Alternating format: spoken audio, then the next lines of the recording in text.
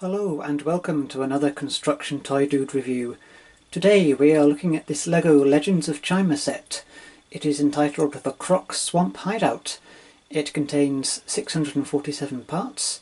Set reference number is 70014. Inside the box there are 6 bags of pieces. Inside the box there are 6 bags of pieces. 1 sticker sheet. Doesn't look like too many stickers to apply, which is always good. Instructions are split over 3 booklets, plus we have, move that around there, 3 beige plates which will make up the base of the model. The building is now finished. Of course, usually I would spread the parts out to show them to you, but as this model has so many, I didn't really have room or the patience to do that. So first let's have a look at the minifigures. 3 Crocodile minifigures are included.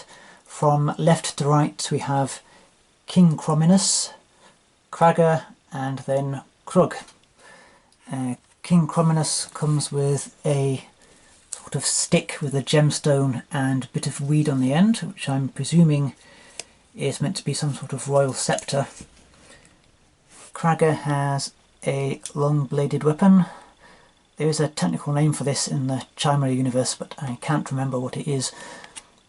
Croc has a hand axe and this combi weapon, which is some sort of gun with a blade on the end. Here they are with the armour and accessories removed, so you can see the full printing even on the fronts. Chima minifigures are fantastic. I really like the detail that's put into them. And daisy. There we go, that's the rear printing. Croc doesn't come with any armour to wear in this set. I've seen him in a few other ones and he does have his armour, but here he's just got his wits and fighting skills to protect himself with. We also get 2 lions. On the left there's Lennox, on the right Leonidas. Lennox seems to be quite a fierce warrior, while Leonidas has more of a stoner look going. Lennox comes with a, well, I think it's meant to be a get that in focus. It's meant to be a grappling hook. Of course, there's no cord attached on it, so it's just a wee hook piece that falls off the end. It's pretty lame in my opinion. Leonidas gets a more conventional bladed weapon there. That's the lion's front printing. And on the rear for you. The lions get this wee swamp boat to attack the crocodiles in. On the rear is a spinning rotor blade, and it has flick-fired missiles, 1 on each side. The minifigure sits in there and has the sticks to control the boat with. Not much more I can say about this, but it is a nice wee model and fits in with the theme of the crocodiles living in their swamp. And here comes Lennox to rescue Leonidas from their clutches. And here is Leonidas after being captured by the crocodiles. Probably when he went out to get some munchies. He's in this suspended cage, which is attached to a crane on the swamp hideout. The cage can be raised and lowered by turning the dial at the top. There we go. Down and up. And if they want, they can turn it into a white knuckle ride when the lions and the crocodiles have made their peace and the place turns into a theme park. The cage has an opening door on the front to allow you get the minifigures in and out. Front view of the swamp fortress, swamp hideout rather. First thing that strikes you is the big crocodile head on the front. Now this, you can see there's 2 rows of teeth, 1 on the top, 1 on the bottom. At the rear is a handle, and if you pull that, the mouth snaps down. So you can prop that back up again. Yeah, never works when I want it to. There we go. So you can have a minifigure going in to invade the swamp hideout, walks in the mouth, and snap, there he goes. On either side of the crocodile mouth there's a storage compartment. You can lift the tops up and down, so you could either put weapons in there or chi crystals even. And of course the lions would be looking to get all of the chi crystals back from the crocodiles because they don't like sharing. The other main feature of this set is a flick-firing missile system. It's on a tower on the left-hand side, and what you do is pull this black lever back. If you see the section where the missiles drops down, fire a missile off, pull it back, it automatically reloads, fire, fire, and fire. There you go.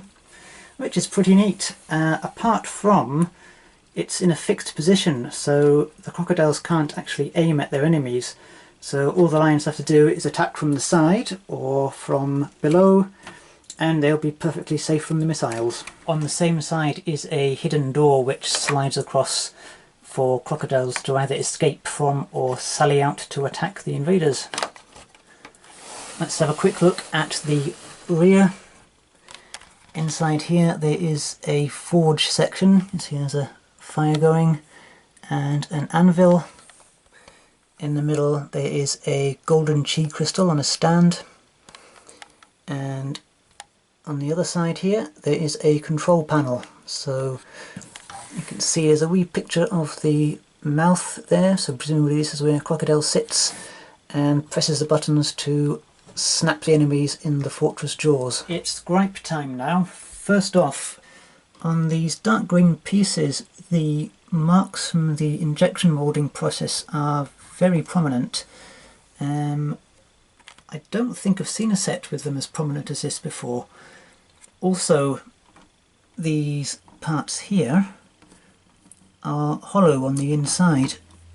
They're some of these brown scaffolding pieces. Now this is done A, to save money, and B, to make the moulding process easier, but in a toy which commands a premium price tag such as Lego, nah, I feel like I'm being conned, to be honest. Well, that's putting it strongly, conned, I don't know about that, but shortchanged is probably a better description. I should have said straight off that this set dates from 2013 and is of course retired by now. The Lego Chima theme was originally meant to replace the Ninjago one, but never took off to the popularity Lego were hoping, and thus Chima is now retired and Ninjago is alive and strong. So let's get down to final score time, because that's what reviews are all about. First off, let us start with, if I can find where I've written the scores down, which is never easy when you are me, who is always losing things. Right, design, 4 out of 5. It is a good looking model, I'm not disputing that. The resemblance to a crocodile and the aesthetics of it are generally pleasing, but for the price tag I'd have liked a few more features. You've got this space up here which is just left for minifigures to stand on. You could have had another gun turret and maybe a wee vehicle which launched out the mouth. Just a wee bit more for your money would have been nice. Quality, well, this is a Lego set which is not getting 5 out of 5 because of the aforementioned hollow sections and the injection marks.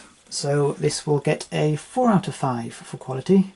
Buildability, although it does get a 5 because I enjoyed putting it together. It was an involving build and I kept on coming back to add extra pieces when I had time. Value for money, I'm going to give this 3.5 out of 5.